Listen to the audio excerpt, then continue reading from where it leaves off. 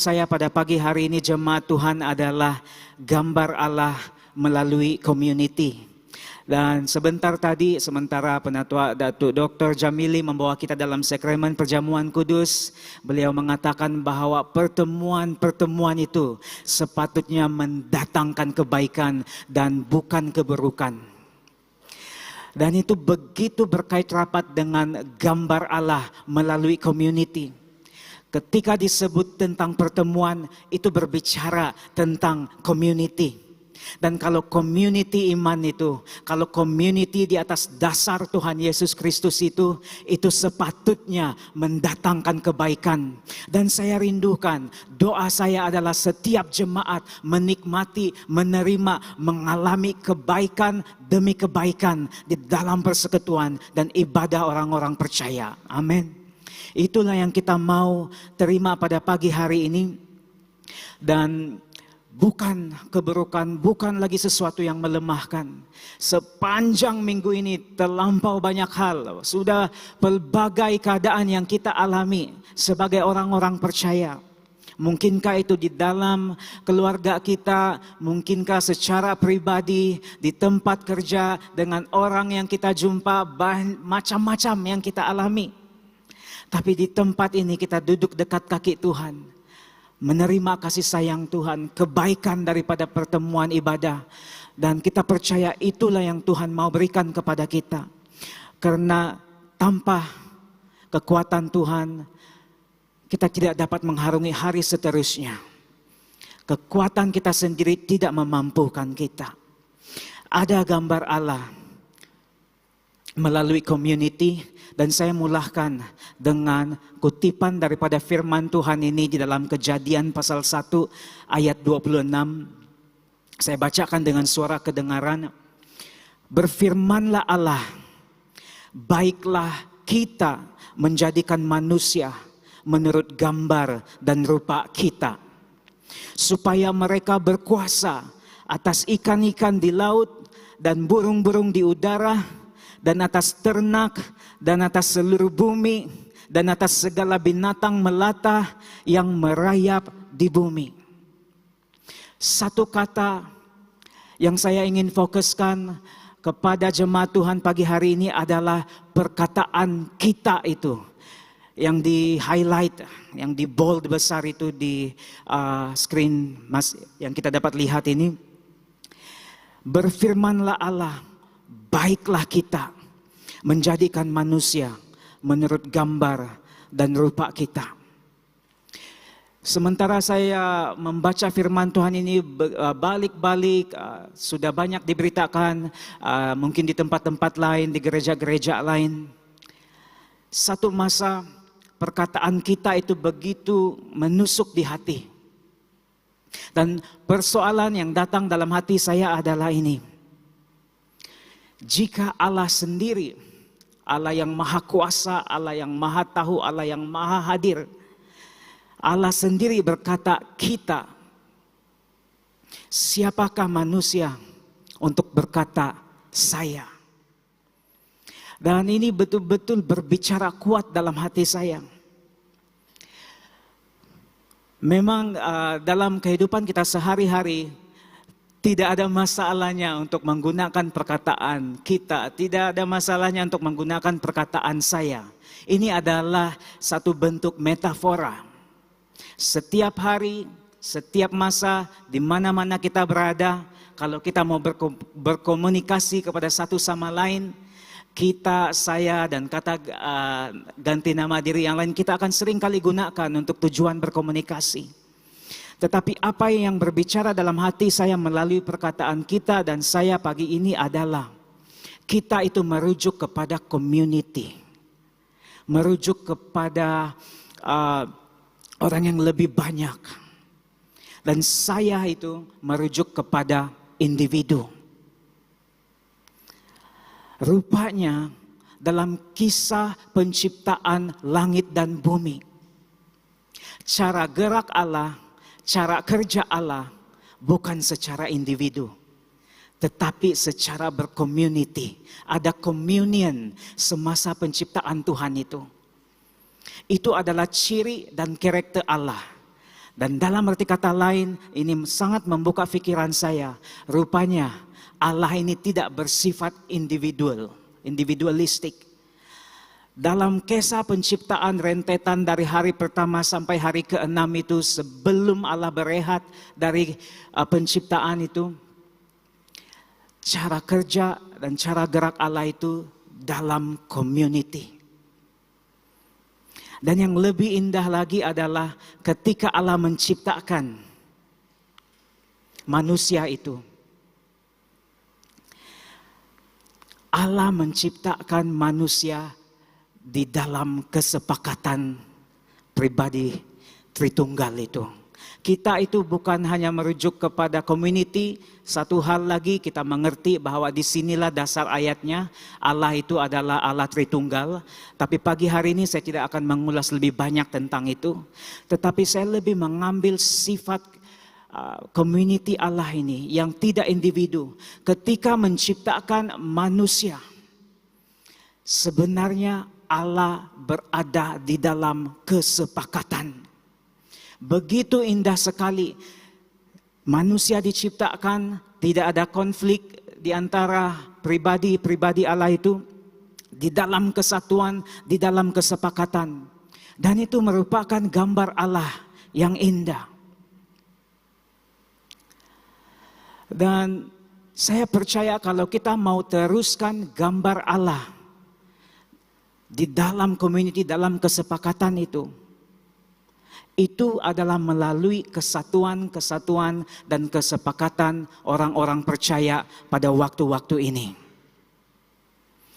Ketika Allah menciptakan semuanya pada permulaan masa itu,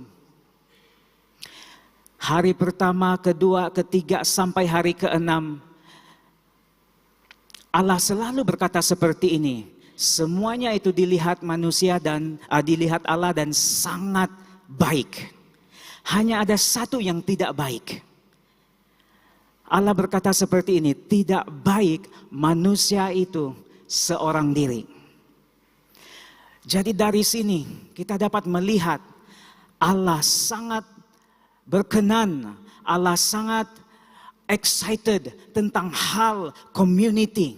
Tidak baik manusia itu seorang diri. Dan pendekatan kita pada waktu ini, saya percaya berdasarkan karakter Allah ini tidak bersifat individualistik. Itu sangat bersifat community, melihat kepada satu sama lain dan mengutamakan kesepakatan. Ada kuasa di dalam kesepakatan. Dari sini kita dapat berpikir bersama-sama jemaat Tuhan. Gambar Allah sesuai dengan tema SIB Sabah pada tahun ini menjadi serupa dengan Kristus. Dan itu mengingatkan kita, membawa kita semula untuk melihat gambar Allah.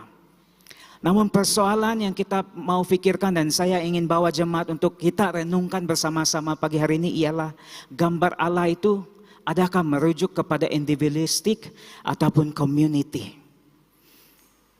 Dan kita lihat sebentar tadi, dalam penciptaan kita sebagai manusia, Adam dan Hawa pada waktu itu pun Allah berada dalam kesepakatan. Allah yang sama berbicara seperti ini, tidak baik manusia itu seorang diri sahaja. Dan Allah mengerti tentang community. Walaupun Allah itu satu, tetapi hatinya kepada kesepakatan dan kesatuan. Allah, gambar Allah tidak bersifat individualistik. Allah bersifat community. Dan saya ingin mengajak jemaat Tuhan untuk melihat lebih banyak contoh lagi. Supaya akhirnya kita dapat memacu kepada tujuan firman Allah pada pagi hari ini. Di dalam Yohanes pasal 17 ayat 20 hingga 21 itu, Yesus berdoa. Ini adalah musim-musim di akhir hidup Yesus Kristus. Sebelum Yesus Kristus disalibkan. Yesus pernah berdoa untuk murid-muridnya.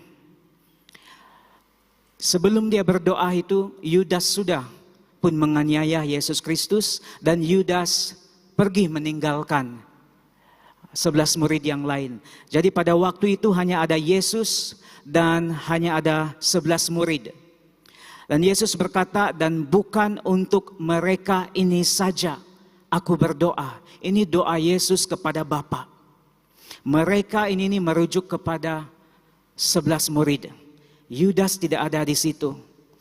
Dan begitu sayangnya doa di atas segala doa yang diucapkan oleh Tuhan di atas segala Tuhan, Raja di atas segala Raja, Yudas Iskariot miss untuk didoakan, termasuk dalam doa Yesus ini.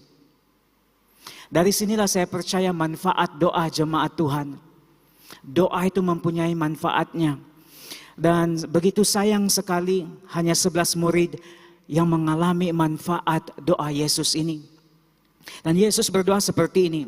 Bukan untuk mereka ini saja aku berdoa, tetapi juga untuk orang-orang yang percaya kepadaku oleh pemberitaan mereka. Dan itu merujuk kepada kita semua yang percaya dan mendengar Injil pada masa ini. Supaya mereka semua menjadi satu. Sama seperti engkau ya Bapa di dalam aku dan aku di dalam engkau. Agar mereka juga di dalam kita. Sekali lagi kita. Supaya dunia percaya bahwa engkaulah yang telah mengutus aku. Di waktu-waktu di hujung-hujung masa Yesus Kristus hidup dan Yesus berdoa untuk murid-murid dan orang-orang percaya yang bakal ditinggalkannya. Kalau kita berpikir betul-betul doa terakhir Yesus Kristus ini begitu penting.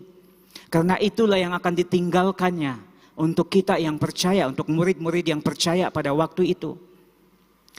Saya berpikir seperti ini, kalau Yesus berdoa di hujung-hujung masa, saya pernah terpikir adalah lebih baik Yesus Kristus berdoa supaya orang-orang percaya itu dilepaskan dari semua masalah.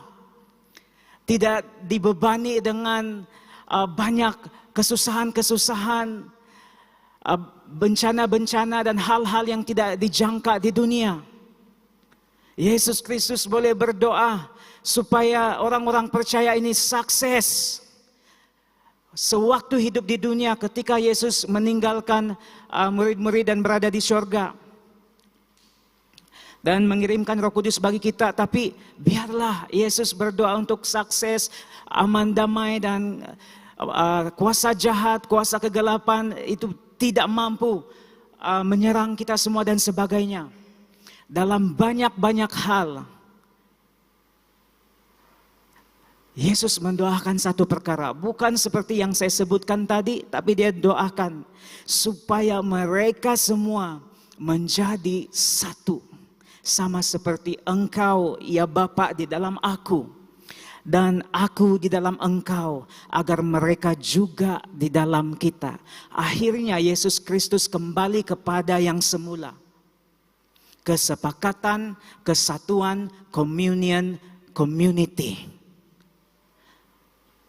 Dan akhirnya kita mengerti di dunia ini berbagai macam kita boleh lalui. Tetapi kekuatan kita itu terletak di dalam community dan bukan secara individu. Manusia tidak pernah diciptakan untuk berindividu. Kita diciptakan, desain kita adalah untuk bercommunity. Untuk lebih jelas lagi, saya ingin kita melihat beberapa pribadi ini. Yang pertama, Adam dan Hawa. Sewaktu permulaan masa itu, di dalam Kejadian 3 kita tahu bahwa Adam dan Hawa berdosa. Allah menciptakan manusia dalam kesepakatan. Namun saya berpikir seperti ini. Ketika Adam dan Hawa dicobai oleh ular itu pada Kejadian 3, mengapa sampai sekarang saya masih berpikir, mengapa hanya Hawa yang berhadapan dengan si ular itu? Di manakah community? Di manakah kita? Sementara manusia diciptakan dalam kesepakatan, ketika datang temptation, pencobaan pada Kejadian 3, Hawa satu orang. Diciptakan dalam kesepakatan, tetapi menghadapi pencobaan secara individu. Kuasa community itu tidak dialami sewaktu pencobaan. Nah, saya percaya jemaat Tuhan untuk sungguh-sungguh mengalami kuasa dalam menghadapi temptation, pencobaan, godaan hidup-hidup kita pada waktu-waktu ini. Kuasa yang lengkap sebenarnya bukan terletak pada individu. Itu terletak pada satu community. Kita akan lebih kuat. Coba lihat saja pada Hawa. Tidak tahu Adam berada di mana, tetapi dosa jatuh. Adam dan Hawa jatuh dalam dosa pada Kejadian 3 ini. Karena di manakah perkataan kita ketika Adam dan Hawa berhadapan dengan pencobaan, godaan. Dan saya percaya, dan saya betul-betul ditegur, saya betul-betul diteguhkan untuk kita mengalami kekuatan bersama, menghadapi godaan pencobaan bersama-sama. Itu adalah daripada dorongan, encouragement, kekuatan, doa sesama kita orang percaya dan tidak pernah secara individu. Itu mengenai Adam dan Hawa. Dicipta dalam kesepakatan menghadapi pencobaan seorang diri. Kita tidak pernah diciptakan untuk seorang diri menghadapi pelbagai keadaan dalam hidup kita. Kalau kita dapati bahwa pada waktu-waktu ini hidup kita ini begitu lemah sekali. Lemah demi kelemahan demi kelemahan. Kejatuhan demi kejatuhan. Kesusahan demi kesusahan. Adakah mungkin itu disebabkan kita tidak berada dalam satu community? Adakah mungkin kita berhadapan dengan hidup ini secara seorang diri? Mari kita pikirkan bersama-sama. Kita hidup bergerejawi pada waktu-waktu ini. Dan itu ada tujuannya. Pribadi seterusnya, Petrus dan Yudas Iskariot. Saya memilih dua pribadi ini karena kedua-dua pribadi ini melakukan dosa yang bukan alang-alang. Petrus itu menyangkal Yesus Kristus sebanyak 3 kali. Yudas Iskariot itu menganiaya atau menjual Yesus Kristus. Dua-duanya melakukan dosa yang besar. Dan Yesus Kristus mati untuk kedua pribadi ini. Tetapi apakah perbezaannya? Kedua-duanya melakukan dosa.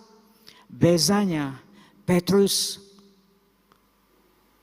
masih hidup dan bahkan dipakai dengan luar biasa oleh Roh Kudus pada zaman rasul-rasul. Namun Yudas melakukan dosa tapi akhirnya membunuh diri, menggantung diri, dan isi perutnya itu terburai di satu tanah yang tersembunyi dan yang sunyi. Kita boleh baca rujukan ayat firman yang diletakkan di sana. Saya melihat seperti ini, apakah yang membuatkan Yudas menggantung diri dan akhirnya sia-sia kehidupannya seperti itu saja. Sedangkan Petrus juga melakukan kesalahan yang tidak kurang hebatnya. Apa yang membezakan kedua pribadi ini? Dan salah satu sebab yang saya lihat adalah hal ini. Walaupun Petrus melakukan dosa, tapi dia tidak mengasingkan diri. Yes, memang betul dia kembali kepada melakukan pekerjaannya yang semula, yaitu menjadi nelayan. Murid-murid selepas Yesus Kristus mati dikuburkan itu, sebelum bangkit itu, murid-murid begitu terhuyung-hayang, terumbang-ambing, tidak tahu apa tujuan lagi. Tidak ada direction, hala tuju lagi. Dan akhirnya satu hal yang di dalam pikiran mereka, kalau tidak ada hala tuju lagi, saya akan kembali kepada apa yang saya buat dahulu. Dan mereka kembali kepada pekerjaan nelayan, menjala ikan. Tetapi bezanya, walaupun Petrus melakukan dosa, dia tidak seorang diri. Dia masih berada di dalam community. Penjala-penjala ikan yang lain, dan mereka masih menjala ikan dengan murid-murid yang lain. Semuanya hilang arah, tetapi satu sama lain itu ada. Dan mereka mungkin berpikir untuk survive. Tapi mereka tidak terpikir untuk menghabisi nyawa sendiri. Petrus masih ada community. Berbeza dengan Yudas. Dia mengembalikan 30 keping uang perak. Dia merasa bersalah dan dia mengasingkan diri. Dan sewaktu seorang diri dan tidak ada community itu, Yudas menghabisi nyawanya sendiri, memilih untuk menggantung diri dan membunuh diri.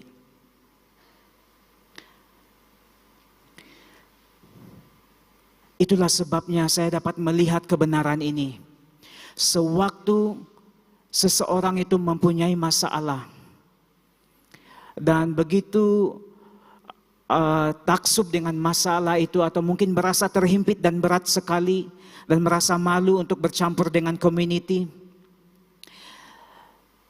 seseorang itu mungkin menyembunyikan diri, tidak mau menyusahkan orang lain. Tetapi tahukah Anda, melalui kisah Yudas ini kita mengerti satu hal. Sewaktu seorang diri itu lagi mudah untuk diserang atau ditumbangkan oleh kuasa-kuasa kegelapan dan kuasa-kuasa jahat. Pelbagai macam serangan. Salah satu itu mungkin pikiran bunuh diri ada di situ. Waktu seorang diri, pikiran condemnation, merasa terhukum. Dan tidak ada community yang hadir di sana untuk mengangkatnya. Dan terus-menerus bergelumang dengan pelbagai pikiran-pikiran yang negatif, yang penuh kegelapan, dan akhirnya tidak lagi melihat nilai diri. Tidak lagi melihat tujuan Tuhan di dalam diri, karena berseorangan. Dan akhirnya seperti Yudas, membunuh diri penuh dengan condemnation, dan nyawanya dihabisi di situ. Kita tidak mau ada daripada kalangan orang-orang percaya mengalami serangan yang sama ini dari kalangan kita. Kita tidak diciptakan untuk berindividu, tetapi bercommunity. Karena di dalam community yang lemah diangkat, dikuatkan, didorong, dibantu. Ada kuasa dalam community, ada kuasa dalam kesepakatan, ada kuasa dalam pertemuan-pertemuan yang mendatangkan kebaikan. Untuk bertumbuh pun, menurut kajian, pertumbuhan yang begitu hebat dan pesat maju bukan seorang diri dan membaca dan mencari pengetahuan sendiri, tidak. Tetapi ketika dia berada di dalam community yang tepat, pertumbuhan itu semakin pesat. Tidak baik manusia itu seorang diri.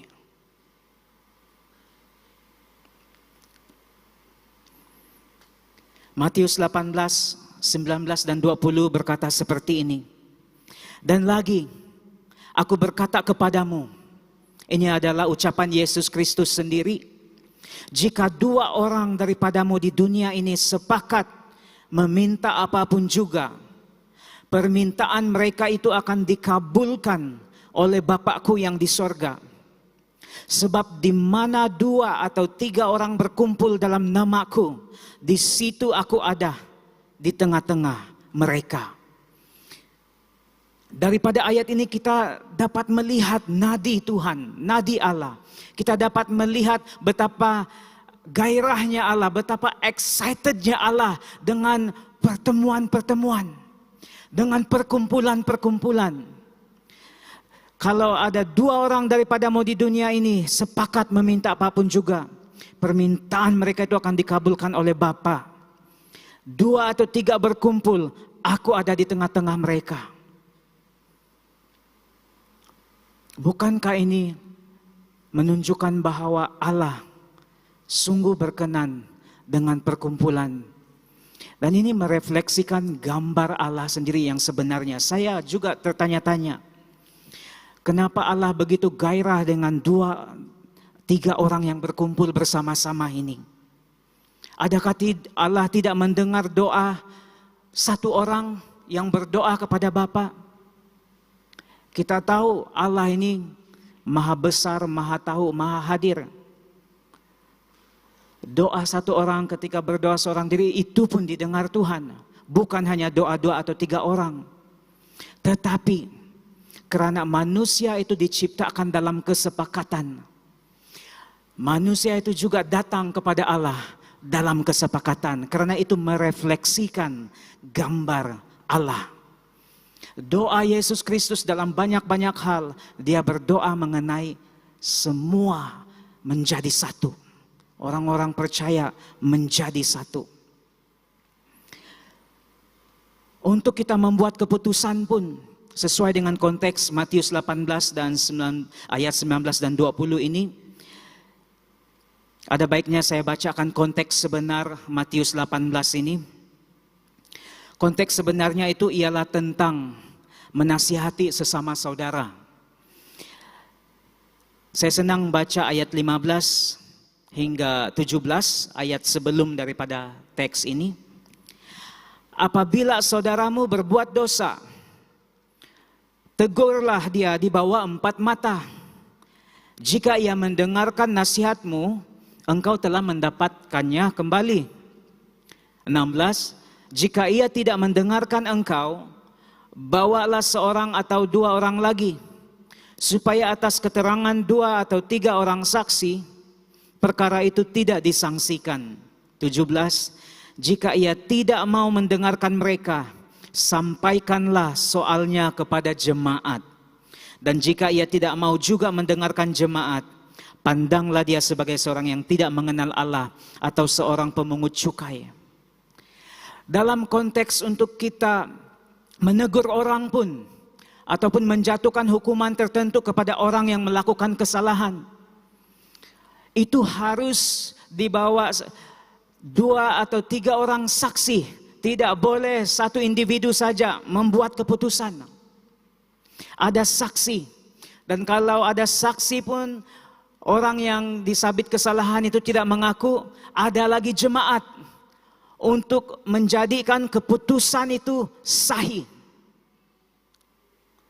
Dalam arti kata lain, kuasa untuk memutuskan, membuat keputusan, kuasa untuk menetapkan satu-satu perkara itu terletak pada community. Tidak pernah terletak pada satu individu. Itulah sebabnya kuasa community itu begitu besar sekali, jemaat Tuhan. Apa yang kita ikat, lepaskan di bumi, terikat di sorga. Firman Tuhan mengatakan, kuasa itu hanya diwarisi oleh community, bukan pada satu individu. Itulah sebabnya jemaat Tuhan, dalam hidup-hidup kita ini, kuasa community, komunitas itu begitu besar sekali. Memang dalam kehidupan pribadi, kita akan membuat keputusan secara pribadi. Tapi dalam banyak hal, untuk menetapkan keputusan-keputusan, penetapan perkara yang berintegriti, yang tidak ada ketirisan, yang tidak ada bias, itu semuanya tidak terletak pada individu. Itu terletak pada kuasa community. Community yang diberikan pengaruh untuk menetapkan satu-satu perkara. Ada kuasa dalam community.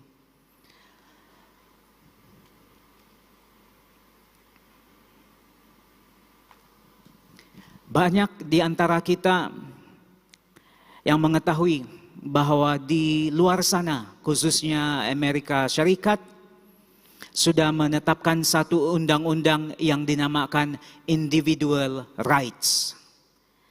Dan undang-undang itu tidak mengizinkan orang lain untuk campur tangan dalam hal kebebasan orang-orang dalam hal tertentu. Ada hak pribadi yang diutarakan, yang diutamakan di negara-negara luar. Dan itu betul-betul dijaga. Pada waktu-waktu ini, isu privacy menjadi satu yang begitu penting sekali. Supaya tidak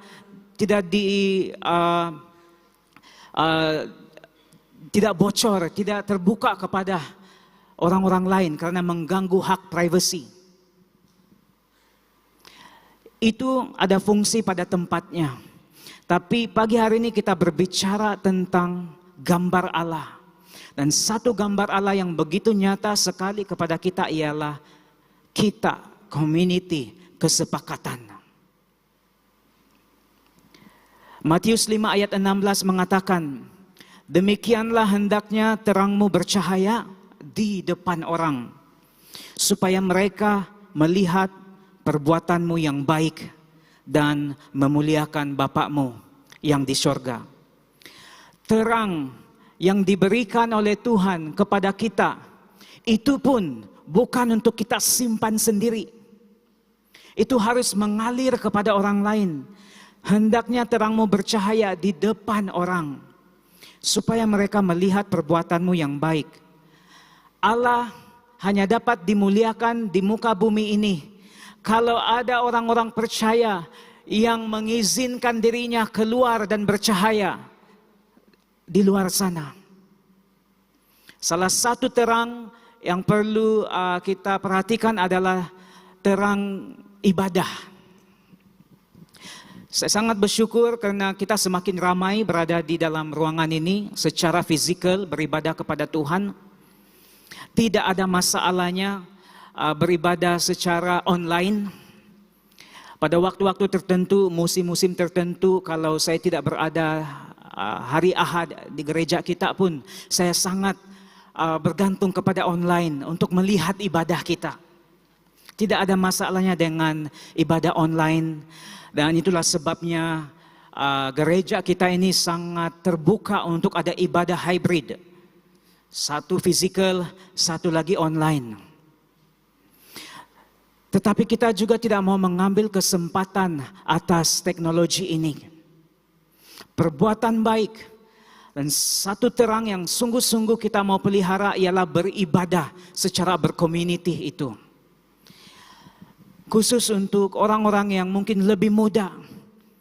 Yang mungkin kalau sudah ada kebiasaan untuk tidak ada lagi gesaan atau urge untuk beribadah, datang beribadah secara fisikal dalam gereja. Tidak merasakan kepentingan untuk melihat community. Firman ini datang kepada saya dan saya ingin menyatakan ini dengan baik kepada orang-orang muda yang mungkin lebih selesa secara berindividu untuk beribadah di rumah dan memperhatikan komputer atau handphone masing-masing untuk beribadah secara online. Mungkin kalau ada adik-beradik, ibu bapa yang menegur sesiapa dari kalangan anak muda untuk datang ke gereja, mungkin ada yang memberi alasan seperti ini, oh tidak apalah Pak, Bu, dan adik-beradik, saya beribadah juga secara online. Tidak ada masalahnya dengan itu, tetapi kalau ketika itu sudah menjadi alasan, take for granted, untuk tidak lagi ke gereja, itu yang menjadi masalahnya karena manfaat community itu tidak dialami. Orang-orang tertentu yang mungkin secara mau bersembunyi dan beribadah. Kita tidak tahu beribadah sebenarnya atau tidak, tetapi Matius 5 ayat 16 mengatakan, hendaknya terangmu bercahaya di depan orang. Dan orang itu makhluk hidup, benda hidup. Terang itu bercahaya bukan di hadapan benda mati, seperti komputer, handphone, semuanya dan sebagainya. Dan saya ingin mendorong dari hati saya yang terdalam kepada orang-orang muda yang mungkin sudah terbiasa untuk beribadah secara online dan tidak ada lagi gesaan kalau ada peluang untuk datang ke gereja, hanya mau beribadah secara online, untuk memikirkan perkara ini. untuk datang beribadah secara fisikal ketika ada masa-masa tertentu yang begitu terluang sekali, yang begitu bebas sekali untuk kita berbuat demikian. Ada waktu-waktu tertentu yang mungkin menghalang kita untuk beribadah secara fisikal seperti ini. Dan itu adalah kebebasan yang kita ada. Tetapi pagi hari ini saya ingin mengangkat tema community ini. Gambar Allah itu lebih dapat direfleksikan dalam hal bercommunity, bertemu, berkumpul bersama-sama. Dan terang itu lebih dirasakan. Mungkin ada yang memerlukan kekuatan, semangat, dorongan dan firman tertentu dan kata-kata tertentu daripada satu sama lain itu dapat dilepaskan kepada satu sama lain. Ada bezanya. Saya masih percaya ada bezanya beribadah secara fisikal di gedung seperti ini berbanding seorang diri beribadah secara online. Ada bezanya. Sementara ini tidak menghalang jemaat Tuhan untuk terus beribadah secara online. Dorongan daripada hati saya, marilah kalau kesempatan itu selalu ada untuk datang beribadah secara fisikal, marilah kita izinkan terang kita bercahaya di depan orang kepada satu sama lain.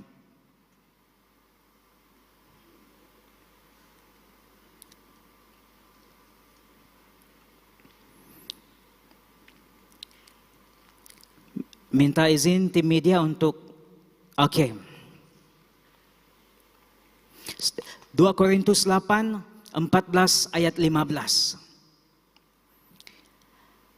Maka hendaklah sekarang ini kelebihan kamu mencukupkan kekurangan mereka, agar kelebihan mereka kemudian mencukupkan kekurangan kamu, supaya ada keseimbangan. Seperti ada tertulis, orang yang mengumpulkan banyak tidak kelebihan, dan orang yang mengumpulkan sedikit tidak kekurangan.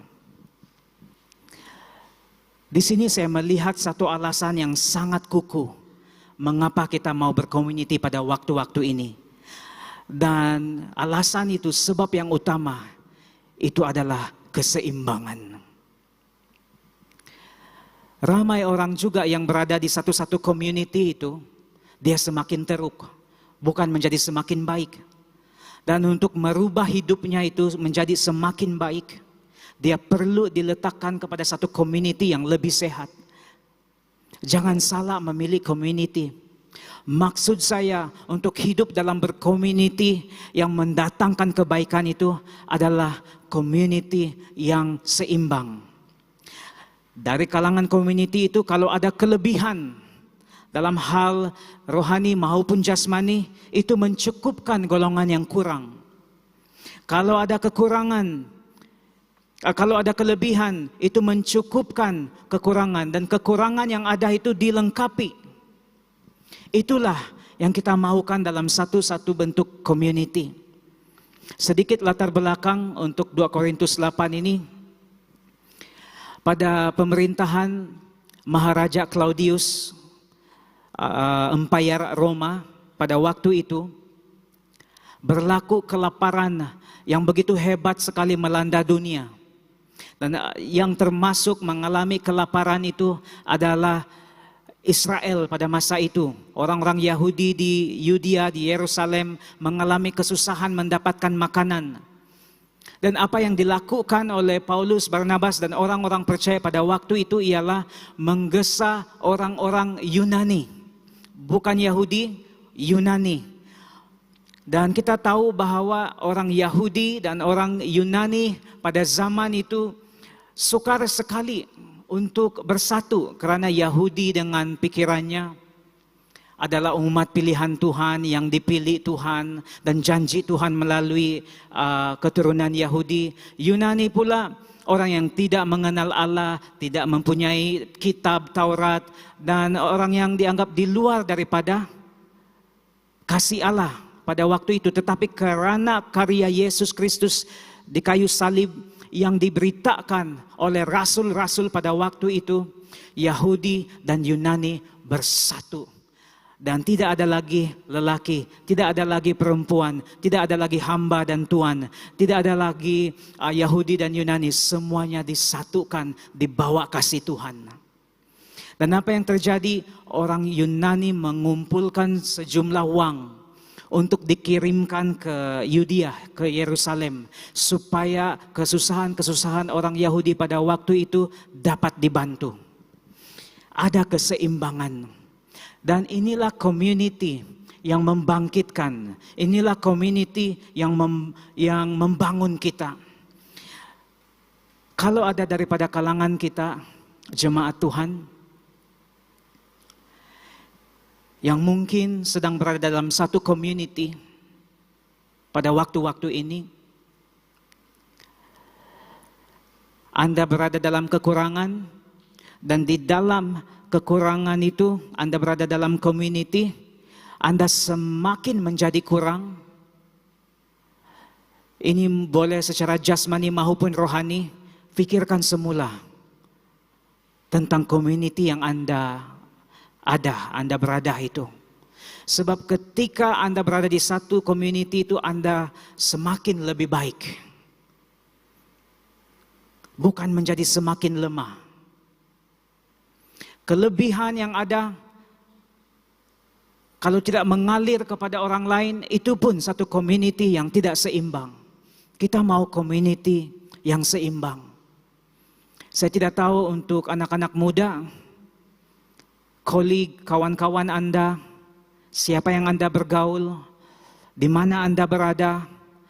Kalau Anda dapati bahwa Anda semakin tidak kuat, bahkan menjadi semakin lemah, bergaul dengan orang-orang tertentu, ada ketidakseimbangan dalam community itu. Pikirkan untuk satu community yang dapat mengangkat Anda, bukan terus menjatuhkan Anda. Setiap community yang di atas dasar firman Tuhan ini adalah ada keseimbangan. Ada tertulis orang yang mengumpulkan banyak, bukan untuk kepentingannya sendiri, tidak kelebihan. Dan orang yang mengumpulkan sedikit, tidak kekurangan. Semuanya saling melengkapi. Dan itulah kuasa community. Dan ketika kita berkumpul dalam keadaan community yang seperti itu, yang lebih indah dari segalanya adalah gambar Allah direfleksikan melalui community yang seperti ini. Saya ingin membawa teman-teman untuk bersama.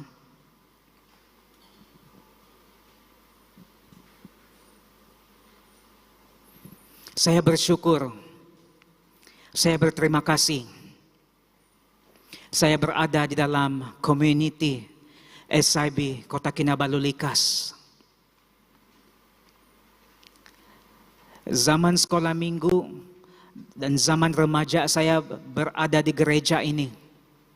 Begitu hebat sekali masalah keluarga yang melanda untuk kehidupan saya secara pribadi. Namun saya melihat kebaikan Tuhan dalam community ini, di dalam kehidupan saya. Saya bukan menjadi semakin menurun, tetapi semakin menjadi lebih baik. Pada mulanya saya tidak mengetahui dan tidak pernah terfikir untuk menjadi seorang hamba Tuhan yang kemudiannya memberitakan firman Tuhan di hadapan ramai orang. Tetapi karena community yang tepat, itu dimungkinkan. Dalam community, saya di-enrich, diteguhkan, dikukuhkan. Dan saya percaya, kalau itu saya alami secara pribadi, dalam gereja yang sama, Anda boleh mengalami hal yang sama ini. Ada kemajuan yang semakin ke depan, bukan semakin kurang. Tidak baik manusia itu seorang diri.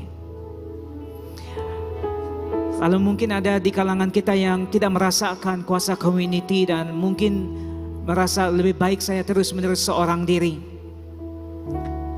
Diharapkan firman Tuhan bekerja dalam hati Anda.